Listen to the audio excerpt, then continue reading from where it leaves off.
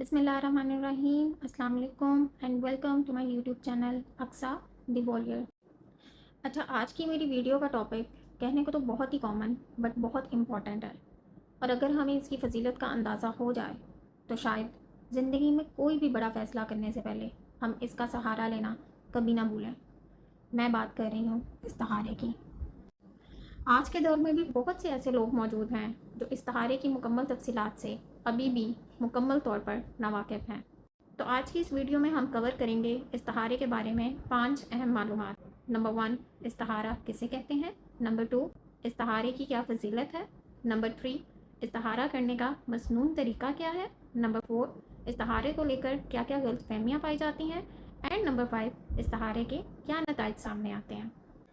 किसी भी अहम मामले में अल्लाह ताला से खैर और भलाई तलब करने को इस्तिहारा कहते हैं। मसलन शादी, कारोबार, सफ़र वगैरह, क्योंकि इंसान को नहीं मालूम कि कौन सी चीज़ उसके लिए है और कौन सी चीज़ उसके लिए शर का बाइस बन सकती है। इस्तिहारे की फजीलत हज़रत जाबिर बिन अब्दुल्ला रज़ी अल्लाह तआला अन्हु बयान करते हैं कि कोई भी काम करने से पहले आप सल्लल्लाहु अलैहि वसल्लम हमें इस्तिहारे की तालीम बिल्कुल उसी तरह से देते जैसे वो कुरान पाक की सूरतों की तालीम देते थे। इस्तिहारा ना सिर्फ आपके तवक्कुल और ईमान के दर्जात बुलंद करता है बल्कि कुर्ब इलाही का बाइस भी बनता है। अब हम बात करेंगे कि इस्तिहारा करने का तरीका क्या है। आप सल्लल्लाहु अलैहि वसल्लम ने फरमाया, इज़ा हम्मा, यानी जब किसी काम का इरादा करें। तो जब भी आप किसी काम का इरादा करें तो फ़र्ज़ नमाज के अलावा 2 रकतें इस्तिहारे की नीयत से अदा करें और फिर ये दुआ मांगें, ऐ अल्लाह, बेशक मैं तुझसे तेरे इल्म की बदौलत खैर तलब करता हूँ और तेरी कुदरत की बदौलत तुझसे ताकत मांगता हूँ और तेरे फ़ज़ल अज़ीम का तलबगार हूँ कि बेशक तू ही कुदरत रखता है और मुझे कोई कुदरत नहीं। इल्म तुझ ही को है और मैं कुछ नहीं जानता और तू तमाम पोशीदा बातों को जानने वाला है। ऐ अल्लाह, अगर तू जानता है कि ये काम मेरे दीन, मुआश और अंजाम के एतबार से मेरे लिए बेहतर है तो उसे मेरा मुकद्दर कर दे और उसको मेरे लिए आसान कर दे, फिर इसमें मेरे लिए बरकत पैदा कर दे। और अगर तू जानता है कि ये काम मेरे दीन, मुआश और अंजाम के एतबार से बुरा है तो उसे मुझसे दूर कर दे और मुझे भी उससे दूर कर दे, और खैर जहाँ भी हो उसे मेरा मुकद्दर बना दे, फिर मुझे उस पर मुतमईन कर दे। और अब हम उन गलत फहमियों के बारे में बात करेंगे जो अमूमन इस्तिहारे में पाई जाती हैं। नंबर 1, क्या इस्तिहारे के लिए सोना और उसके बाद ख्वाब आना लाजमी है। नंबर 2, अगर रेड लाइट नज़र आए तो क्या इसका मतलब ख्वाब बुरा होगा। नंबर 3, अगर ग्रीन लाइट नज़र आए तो क्या इसका मतलब ख्वाब अच्छा होगा। नंबर 4, क्या इससे चोरी की गई चीज़ या जादू का पता चलाया जा सकता है। नंबर 5, सोकर उठने के बाद अगर आपका मुंह राइट साइड पर होगा तो क्या ये पॉजिटिव साइन होगा। नंबर 6, क्या इस्तिहारा बस शादी के लिए किया जाता है। नंबर 7, क्या किसी पीर फ़कीर या ऑनलाइन किसी को पैसे देकर इस्तिहारा करवाना जायज़ है। नंबर 8, क्या इस्तिहारे का कोई ख़ास वक्त मुकर्रर है। तो इन सब का एक ही जवाब है और वो है नहीं। अब हम बात करेंगे इस्तिहारे के नताइज के बारे में। इस्तिहारा करने के बाद सबसे पहले अपने दिल की कैफियत का मुज़ाहिरा कीजिए। अगर वो चीज़ आपके हक़ में बेहतर होगी तो आपका रुझान खुद ब खुद उस तरफ हो जाएगा, और अगर बेहतर नहीं होगी तो एक अजीब सी बेचैनी और कशमकश पैदा हो जाएगी। बाज़ दफ़ा इंसान एक शय को बहुत अच्छा समझ रहा होता है लेकिन अचानक से उसमें रुकावटें बन जाती हैं, और फिर इस्तिहारे के बाद ऐसे असबाब पैदा हो जाते हैं कि फिर वही होता है जिसमें आपके लिए खैर होती है। अब खैर किस में है ये इंसान नहीं जानता।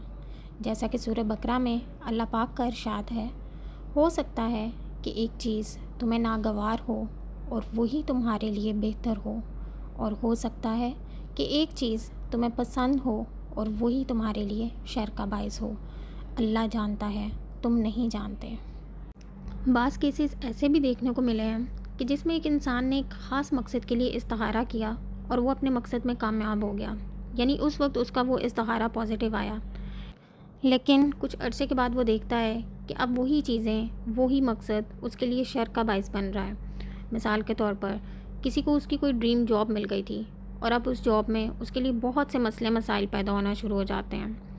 اسی طرح کسی کی من چاہی شادی ہو گئی اور اب اس شادی میں اتنی رکاوٹیں آ جاتی ہیں کہ اس کی وہ شادی ٹوٹنے پر آ جاتی ہے۔ یا پھر کسی نے بہت انویسٹمنٹ کی ہو اپنے کسی بزنس کو شروع کرنے میں اور اب اس کو بہت بھاری نقصان ہونا شروع ہو جائے۔ ایسی بہت سی چیزیں ہیں، اور جب انسان ان فیزز سے گزرتا ہے تو اس کو یہ خیال آتا ہے، بار بار وہ سوچتا ہے کہ میں نے تو استخارہ کیا تھا، میں نے تو اللہ سے مشورہ کیا تھا، تو پھر میرے ساتھ یہ ظلم کیوں، میرے ساتھ یہ زیادتی کیوں۔ انسان خطا کا ایک پتلا ہے، اپنی روزمرہ کی زندگی میں جانے انجانے میں نہ جانے کتنے گناہ کر بیٹھتا ہے جس کا اسے خود بھی اندازہ نہیں ہوتا۔ لیکن اللہ کی ایک صفت ہے اللطیف، یعنی بہت باریک بینی سے آپ کی ہر شے کے بارے میں خبر رکھنے والا۔ تو جو ذات آپ کو اتنا قریب سے جانتی ہے، آپ سوچ سکتے ہیں کہ وہ آپ پر ظلم کرے گی؟ نہیں۔ اکثر اوقات تو انسان اپنی بری حالت کا ذمہ دار خود ہوتا ہے۔ جیسے اس نے استخارہ کیا اور اس میں اس کو کلیئر انڈیکیشن مل گئی کہ یہ کام یا یہ چیز اس کے حق میں بالکل بہتر نہیں، لیکن اس پر یقین کرنے کی بجائے وہ اپنی نفسانی خواہش کے پیچھے چل پڑتا ہے۔ اور پھر کچھ عرصے کے بعد جب وہی خواہشات اس کو مصیبتوں کی دلدل میں لا پھینکتی ہیں تو پھر وہ افسوس سے ہاتھ ملنے لگتا ہے اور عجیب و غریب الفاظ ادا کرتا ہے، جیسے ہائے کاش میں نے ایسا نہ کیا ہوتا، اگر میں ایسا کر لیتا تو ایسا ہو جاتا۔ یاد رکھیں کہ یہ سب بھی شیطان کے ٹرکس ہیں جس سے وہ آپ کو مایوسی کے بھنور میں پوری طرح ڈبو دینا چاہتا ہے۔ استخارے کا اصل مقصد اللہ تعالیٰ کی رضا، اس کی خوشنودی اور خیر اور بھلائی کا مطالبہ کرنا ہے۔ پھر فیصلہ چاہے کچھ بھی ہو، آپ کو اس چیز پر ایمان رکھنا ہے کہ اسی میں میرے رب نے میرے لیے بہتری رکھی ہے۔ وقتی طور پہ شاید آپ کو چیزیں نہ سمجھ آئیں، لیکن وقت آنے پر آپ اللہ تعالیٰ کی ہر ایک حکمت سے بخوبی واقف ہو جائیں گے۔ لاسٹ میں آپ کو ایک بہت امپورٹنٹ میسیج دینا چاہتی ہوں کہ ہم میں آج بھی بہت سے ایسے لوگ موجود ہیں جو دوسروں سے صرف اس لیے استخارہ کرواتے ہیں کہ ان کو لگتا ہے کہ ان کی دعا قبول نہیں ہوگی، وہ بہت گنہگار ہیں، یا پھر انہیں طریقہ ہی نہیں معلوم ہوتا۔ تو یاد رکھیں کہ یہ جو آپ باہر سے استخارہ کرواتے ہیں یا آن لائن پیسے دے کے استخارہ کرواتے ہیں، یا پھر جو لوگ آپ کو 2 منٹ میں اس کا استخارے کا رزلٹ بتا دیتے ہیں، یہ جعلی پیر فقیر جو فال نکالتے ہیں، پلیز ان لوگوں سے گریز کیجیے۔ اسلام میں ان چیزوں کا کوئی کانسیپٹ نہیں ہے۔ ویسے بھی جو مقصد، جو چیز، جو دل میں آپ کے وہ خواہش ہے، جو آپ جس شدت سے وہ چیز چاہتے ہیں، کوئی بھی تھرڈ پرسن اس لگن سے، اس شدت سے آپ کا وہ کام نہیں کرے گا۔ پہلی بات تو یہ الاؤ ہی نہیں ہے۔ سیکنڈ تھنگ، کوئی بھی وہ چیز آپ کے لیے فیل کر ہی نہیں سکتا جو آپ خود کے لیے محسوس کرتے ہیں۔